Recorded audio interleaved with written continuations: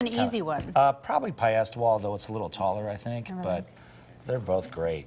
I just want something pretty to look at and a nice paved trail. Is that too much to ask? That's called a road. That's fine. That's fine. Maybe that's what I need. I'll just walk Camelback. Exactly. We've been showing you a lot of the video from the deep freeze that's gripped much of the country all week. Well, this probably is the most amazing thing we've seen. Look at that, Niagara Falls partially frozen. That is incredible. Beautiful.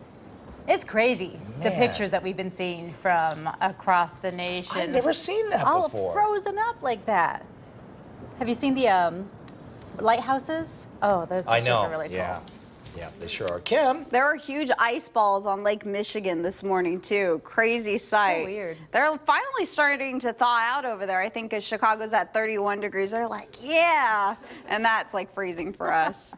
We have got some great hiking weather if you want to check out Piestewa Peak this weekend. Temperatures are going to warm up so nicely. Take a look, though, at what you can expect as you step outside this morning. It's 43 in Phoenix, a little bit colder than it was at this time yesterday. 34 in Casa Grande, Prescott 26, Payson 20, Flagstaff, you're at a balmy 30 degrees.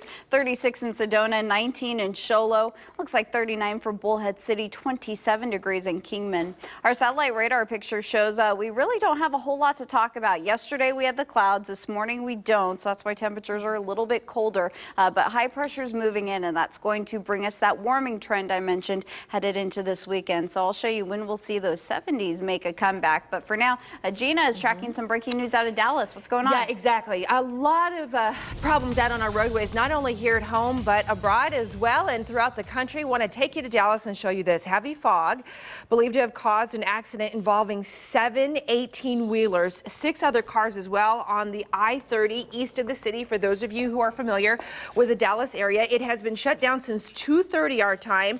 Not likely to reopen anytime soon. A median barrier has to be fixed, at least temporarily anyway, before they can use the roads again. And we don't have any word on anybody's condition at this point, but what a mess. We're tracking our own breaking news here in the state of Arizona. Right now, the I-10 westbound is shut down just east of Quartzsite, about 20 miles east of Quartzsite, because of a deadly accident. ADOT telling us, and the DPS, 2 people died out there on this accident scene. In fact, ADOT tweeting that the detour around this is Vicksburg. This is such a long detour that if you need to head to California today, I'm going to recommend that you wait a few hours until they open the roadway again. Once again, it's I-10 westbound that's closed just east of Quartzsite.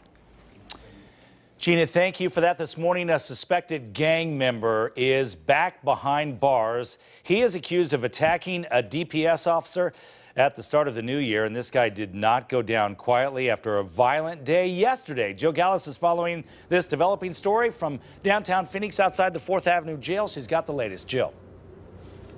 Scott, this is someone police say should not have been on the streets, and this morning he is not anymore. Rafael Reyna is back in jail here, but as you mentioned, this comes after quite a violent day with police. Let's show you who we're talking about. Reyna was accused of attacking a DPS officer during a traffic stop back on New Year's Day. Then yesterday, police say he was involved in a stabbing over at a Phoenix apartment complex, but then he tried to run again. U.S. Marshals, police, DPS, and officers with the state's gang task force then tracked him down in a neighborhood over on 37th Street. Police had him cornered, and they say he finally gave up. Reyna obviously knew what he had done and was taking serious measures to avoid captures. He's one of these people that absolutely shouldn't be on the streets, and just today alone shows his desperation. The DPS veteran officer who was attacked back on New Year's Day was severely beaten. We're told he is still at home recovering, but that he was made aware of Reyna's arrest and was glad to hear about it. Jill, thank you. And another amazing story. All the bullet casings are finally picked up from a South Phoenix neighborhood this morning. Officers tell us a gang fight erupted into a gunfire near 16th Street and Broadway, and we're told 12 people in a truck drove up to a home and barged their way in. One man died, another in critical condition at last check. Phoenix police tell us that they have made several arrests involving that. A West Valley massage parlor is busted for illegally selling medical marijuana. MCSO found about 8 pounds of pot inside the business near Dysart Road and Van Buren in Avondale. Detectives have been investigating the place for about 6 months now. At least 5 people have been arrested. More arrests are possible as this investigation continues. The second retrial of a suspected Buddhist temple killer is moving a lot faster without the cameras in the courtroom. Jonathan Doody is accused of killing 9 people back in 1991. Closing arguments are scheduled to begin Monday. Doody was found guilty of the killings in 1993, but his conviction was overturned. His second trial ended in a hung jury. Doody still maintains his innocence. A man accused of trying to hire someone to kill his wife will find out his fate today. Fred Nadler pleaded guilty to attempted kidnapping and 3 counts of conspiracy to commit murder. Nadler was arrested in 2012 after police say he offered to pay one of his employees to kill his wife. Police say his wife had served him divorce papers before the crime. Mesa Mayor Scott Smith plans to step down from his post in April after making his intentions to run for governor this year official. We told you it would happen, and it did. Smith is a Republican who first got into politics only back in 2008 when he was elected mayor, and now he is the president of the National Mayors Association. He has to resign from that post as well. Smith is in a very crowded field of Republicans, but believes his record will set him apart from the rest. Look at how we've governed. When you look at what we've done, taking a massive deficit, reconfiguring Mesa's government, making it leaner, more efficient, more effective, I think that's what people want. And Smith credits himself with getting a new spring training stadium for the Cubbies built and bringing Apple to Mesa. Today, thousands of pages of documents are going to be released in the investigation into the unfolding scandal surrounding New Jersey Governor Chris Christie. And this comes after 6 New Jersey residents filed a lawsuit claiming the lane closures in Fort Lee, New Jersey trapped them on the road as they were trying to get to work, and as a result they were late, resulting in docked pay and other economic hardships.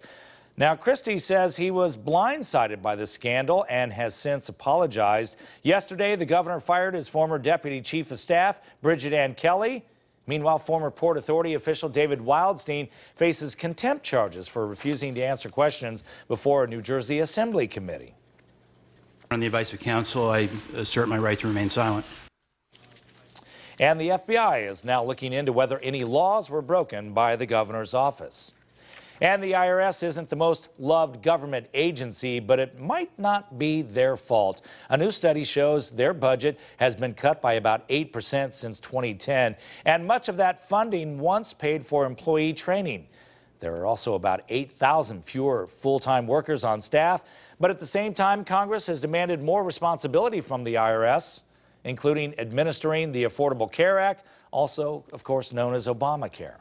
An ongoing coyote problem has people in North Phoenix joining forces to get rid of them. This comes after a pack of coyotes killed a family's dog near 52nd Street in Shea.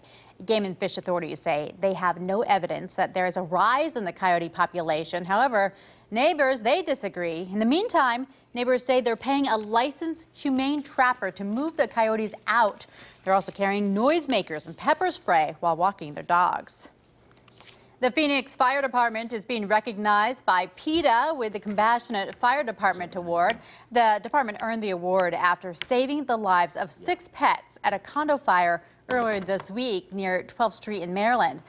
Fire crews credit Fido bags equipped with special oxygen masks for saving those pets' lives.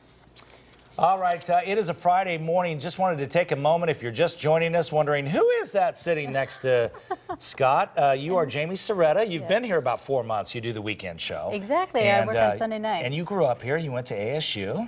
You see, you already know everything about me. And I think the really cool thing about you is your family owns Soretta Candies. Yes. Right? So that was my grandfather who started the Soretta Candy Company some 45 years ago. My dad worked there for 40 years. What a nice way to grow up. Free candy all the time, right? Yeah, that did happen. And you do bring it into the station, and we appreciate that. And there's French mints in the newsroom. I love that. That's based in Glendale. Is that the building there? Mm-hmm. Is that the only one? Is that where everything's done? Yeah. We have some in the grocery stores around the valley, but... Now, does that candy go worldwide? I don't know. You know, I found it in Vegas. It's in really random places, but we What's your favorite piece of candy that you guys make? The peanut butter pizzazz. Oh, wow. Because we that ship sounds in awesome. special What is peanuts. that? And then we roast Is that like the nuts peanut there. brittle or something? It's like a Reese's, Oh, it's like a Reese's pizza. Okay. but it's better.